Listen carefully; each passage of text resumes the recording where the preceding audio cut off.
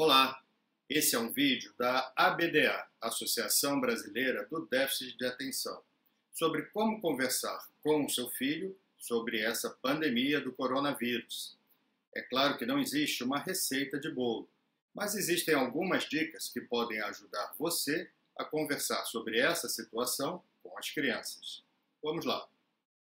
É importante você transmitir um clima de segurança. Converse olhando para o seu filho com tranquilidade. Você não deve conversar fazendo uma outra coisa ao mesmo tempo, enquanto está no computador, enquanto está assistindo TV ou cozinhando. Se você está passando por um momento de maior estresse, adie a conversa para uma outra hora. Passe as informações de modo tranquilo, de acordo com a idade da criança e a sua capacidade de entendimento. Aguarde a primeira dica para começar a conversa. Não tome iniciativa. Espere quando surgir aquela primeira pergunta. Quando isso acontecer, indague o que ele já sabe sobre o que está acontecendo. Não forneça mais informações do que ele perguntou. Espere que ele diga o que ele já conhece sobre o vírus, sobre a pandemia, e então espere ele também falar sobre as suas fantasias, quase que invariavelmente são piores do que a realidade. Não faça de conta que não tem nada acontecendo. Não tente enganar o seu filho, porque isso só vai aumentar a ansiedade dele. Ele perceberá que você está escondendo alguma coisa e na fantasia dele vai achar que você está escondendo muita coisa e não apenas mentindo só um pouquinho.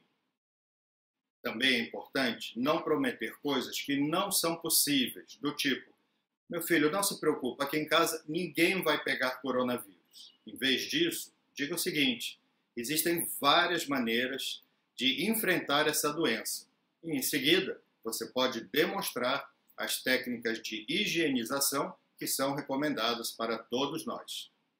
Um aspecto importante é fazer com que a criança não se sinta totalmente passiva, apreensiva, esperando algo que pode acontecer a qualquer momento na cabecinha dela. É importante você dizer que todos em casa podem ter um papel ativo trabalhando em equipe.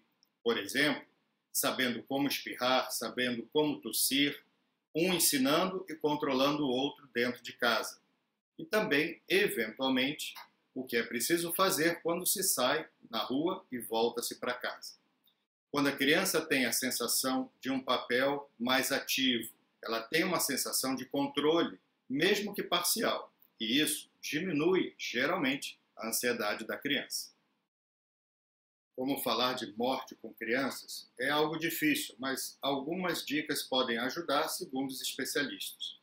Se a criança já trouxe o assunto à tona, você não deve evitar conversar sobre o tema, porque isso claramente vai aumentar a ansiedade da criança. Você não deve mentir. Fulano viajou, e nem esconder o fato. Não sei onde ele está. Crianças menores, com idade mais ou menos até 6 anos, podem ter a ideia de que a morte é algo reversível, por conta do que ela vê em desenhos animados e em filmes. Evite linguagem com metáforas, do tipo: ele foi morar com o Papai do Céu, independente das suas crenças religiosas, porque isso aumenta a confusão das crianças. Como assim morar com o Papai do Céu? Como que mora lá em cima? Quando a criança perguntar assim, mas aonde ele está? Aí sim, você pode responder de acordo com as suas crenças religiosas. Mas pode simplesmente dizer: olha, algumas pessoas acreditam em umas coisas, outras pessoas acreditam em outras coisas. Talvez ninguém saiba ao certo o que acontece. Mas falar a verdade para a criança é frequentemente muito melhor do que você mentir ou contar uma história.